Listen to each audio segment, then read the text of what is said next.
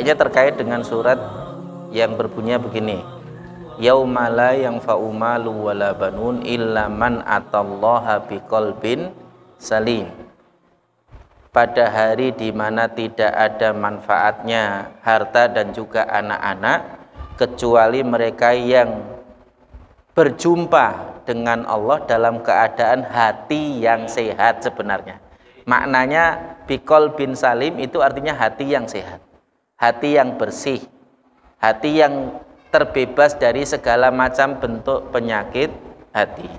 Nanti di dalam tafsirnya panjang lebar para ulama menjelaskan, tapi di antaranya apa yang kemudian disebutkan oleh Ibnu Qayyim al-Jauziyah di dalam kitab beliau, bahwa hati itu secara umum dibagi menjadi 3. Yang pertama adalah qalbun salim, hati yang sehat, hidup hatinya. Yang kedua adalah qalbun sakim, yaitu hati yang sakit. Dan yang ketiga adalah qalbun mayyit atau hati yang mati. Ya.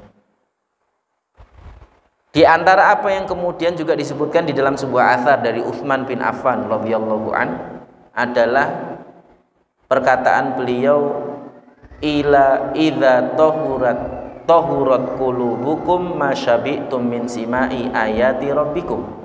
Jika seandainya hati kalian itu bersih, hati kalian itu sehat, maka sesungguhnya kalian tidak akan pernah bosan mendengar ayat-ayat Allah dibacakan. Nah, nanti kita ukur sendiri itu. Kalau kemudian kita ini dengar dangdutan bisa awet, dengerin sinetron, televisi dan lain sebagainya bisa betah, tapi kalau dengerin Quran nggak betah, itu alamat hatinya sakit, Pak.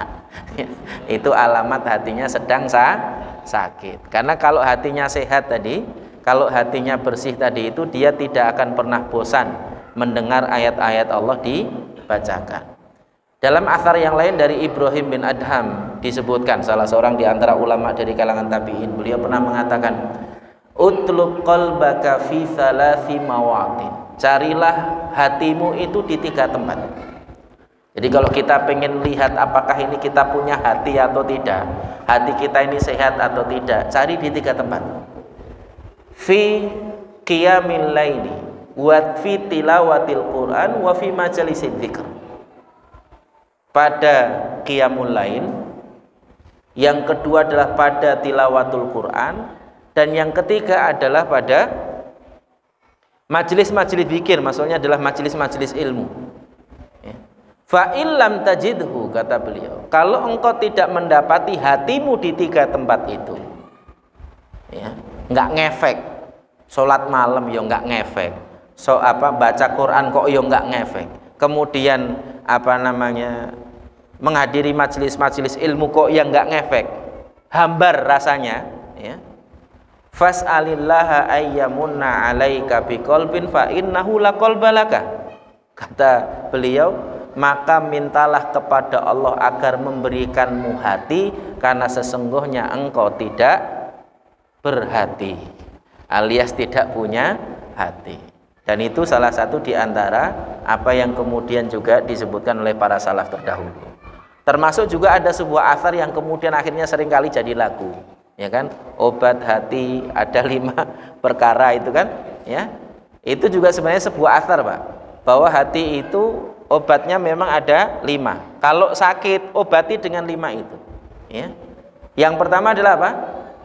Baca Quran. Yang Allah seringkali mengingatkan, ala bidzikrillahi tatmainnul qulub. Ketahuilah bahwa sesungguhnya dengan mengingat Allah, dengan membaca Al-Quran, itu menenangkan hati, Pak. Makanya kalau hati lagi gelisah, hati lagi nggak tenang, hati lagi galau, buka Quran, bukan buka Facebook. Ya, ini masalahnya, ya. Buka Quran, bukan buka remote setel TV, bukan, ya. Karena itu nggak menenangkan. Dengerin musik yang katanya menenangkan itu juga hanya pada tataran tertentu saja, kelihatan seperti orang tenang, tapi tetap hatinya nggak merasa nyaman. Tapi Quran itu Pak, ketika dibacakan, kalau memang hatinya bersih, nggak paham pun ngerasa tenang. Kita ini kan kebanyakan kita karena bukan orang yang berbahasa Arab, mendengarkan Quran berbahasa Arab itu kan kalau hati kita tersentuh tadi itu, walaupun kita nggak paham maknanya, kita merasa tenang Pak, nyaman, tenang gitu. Dan itu memang efek dari membaca Al-Quran. Ya. Kalau perlu memang harus difahami supaya lebih menjadikan kita punya semacam interaksi ketika kemudian ada orang yang membacakan Quran untuk kita. Entah saat kita sedang makmum saat sholat, entah saat kita kemudian melewati orang yang sedang membaca Al-Quran, ya, atau duduk kemudian di sebelah kita ada yang baca Quran atau yang semisal dengan itu, atau bahkan saat kita membaca Quran sendiri, kita bisa kalau memahami itu kita bisa berinteraksi dengan apa yang kita baca. Ya.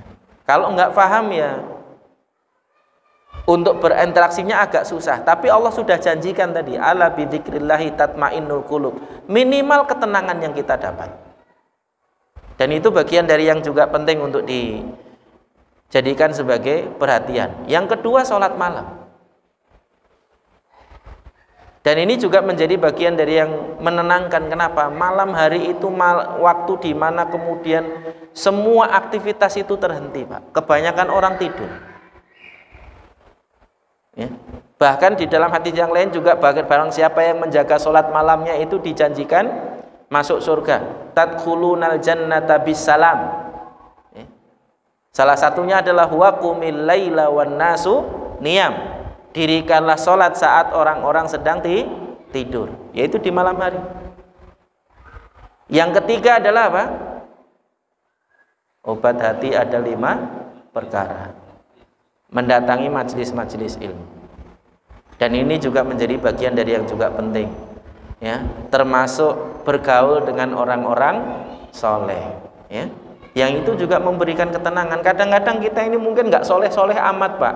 Ibadah kita mungkin nggak seberapa, tapi ketika kita bergaul dengan orang-orang soleh itu semangat akhiratnya itu jadi tinggi, Pak. Ya. Si fulan sudah hafal hadis, si fulan sudah hafal Quran, si fulan puasanya nggak pernah putus, itu semangat akhiratnya tinggi. Beda kalau kita ngumpulnya sama orang-orang yang ahlu dunia itu. Si fulan sudah punya mobil, si fulan itu keinginannya justru bukannya semakin semangat akhirat, tapi semakin semangat dunia. Efeknya beda, ya. Maka memilih teman, memilih sahabat yang baik itu juga penting.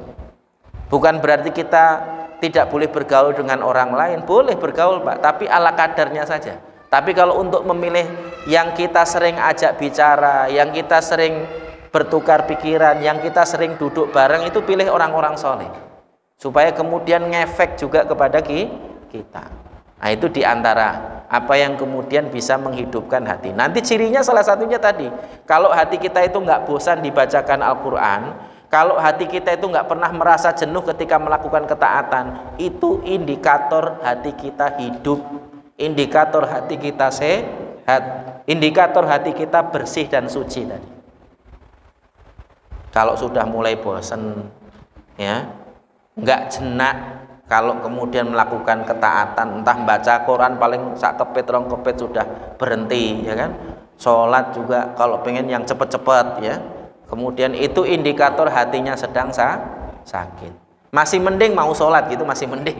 Tapi itu indikator hatinya sedang sakit. Wallahu a'lam bishawab. Allahu Allahu Allahu Allah. Allahu Allahu Allahu Allah.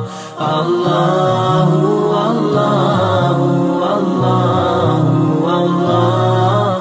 Allahu Allahu Allahu Allah. As I look to nature's beauty, dazzled am I, knowing everything calls on you, the Lord Most High.